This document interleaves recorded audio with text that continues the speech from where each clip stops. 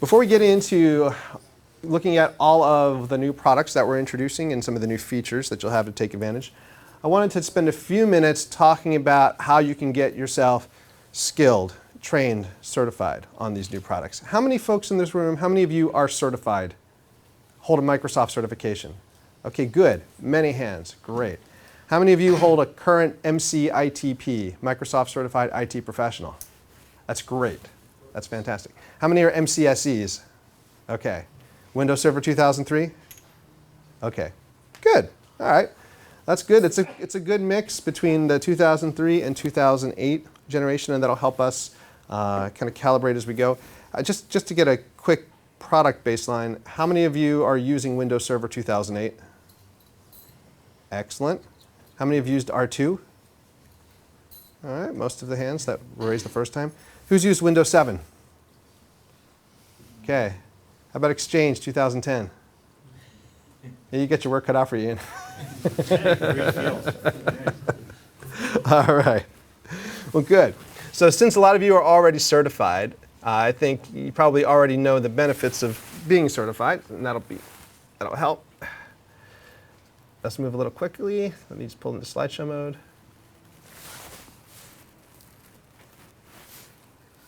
Okay. Quick question. Those of you who are certified, why did you get certified? What made you do it? Company asked you to do it? Why? Skills. To get skills. Well, I mean, you could get the skills without getting certified, right? You could go and take a class, right, with CompuTrain and get all the skills that you need. But why get certified? To prove that you have the knowledge, right? You can take the training class, right, and you can spend 5 days sitting in a class learning how to support Windows Server, but then at the end of it, you can feel pretty good and pretty confident, but how is your company going to know, or even how are you going to really know for sure that you have the skills, right? So it's a good insurance policy, right, just to make sure that you've proven that you have the skills. What other reasons do people get certified?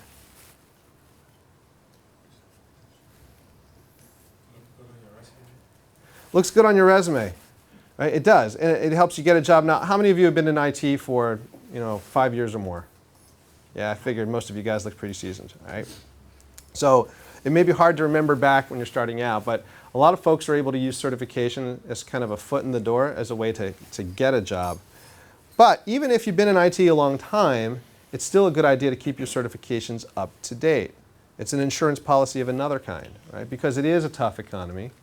And you never really know what's going to happen, right? We can all hope, and I do hope that all of our jobs are secure. But even my employer, Microsoft, we've laid off thousands of people over the last year. So I've kept all my certifications up to date. Yeah. Just in case. Hey, seriously, just in case, if I end up having to find a new job, I'll have enough to worry about. The last thing I want to have to do is have to go back and prove the basic fundamental skills that all my competition going after those same jobs is going to be trying to do as well. At least I have that testimonial from Microsoft, right? And so I actually recommend not just getting Microsoft certified, but I'll go out on a limb and just say, if you're supporting any other vendors as well, hardware, software, it's a good idea to get that knowledge certified. If you expect to be able to go and then find another job at some point, whether it's within your company or at another company, it's good to have that ratification of your skills. Cool. Great. So I'm going to skip through a lot of these slides in the interest of time because it sounds like you guys are right on the ball as far as why get certified.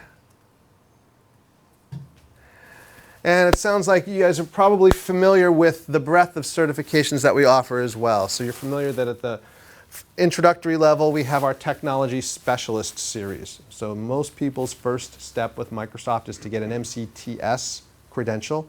It proves that you're an expert in a particular product, very specific to that product. And then once you move beyond that, we have the Professional series, MCITP, or for developers, MCPD.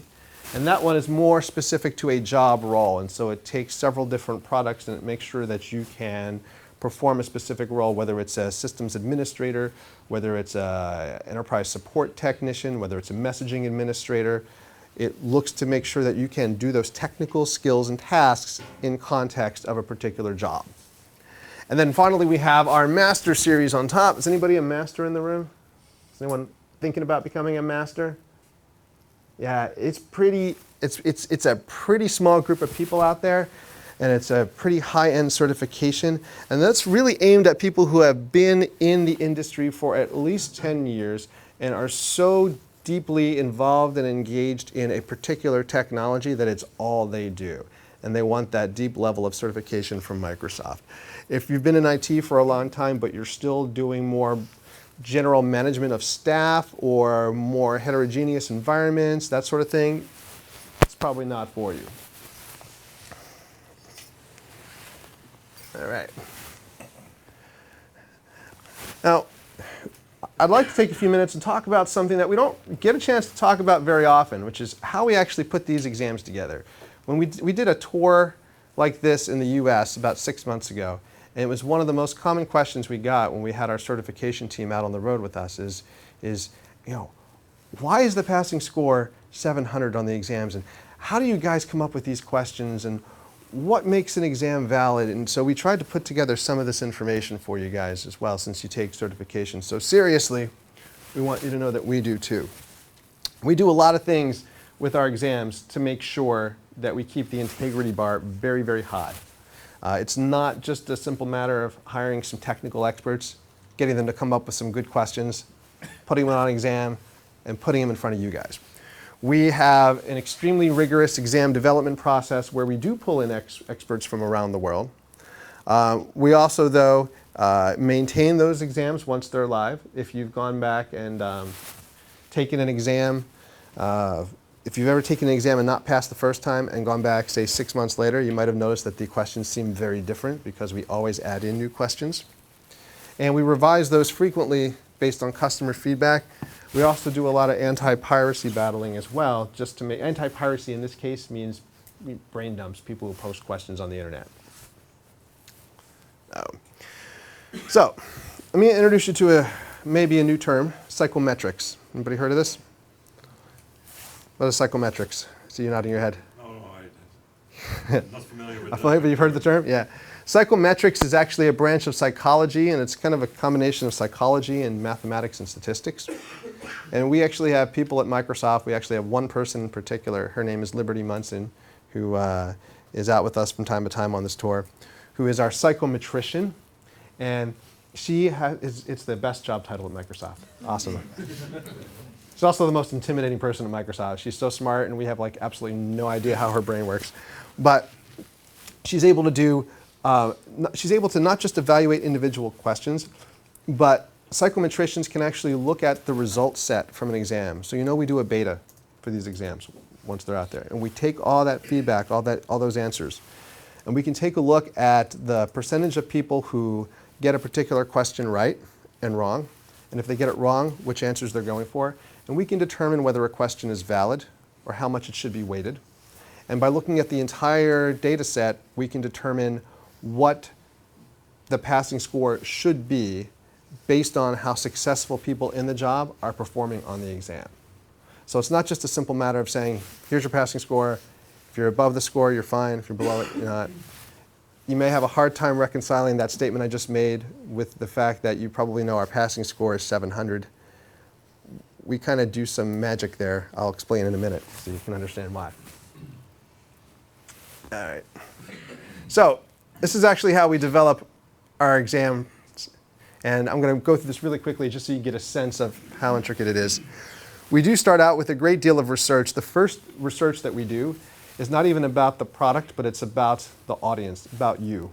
So we do a lot of research to make sure that we understand the job that you do, the task that you do, whether it's with our product or not. Even if it's with competitors' product, we need to understand, what do system administrators do?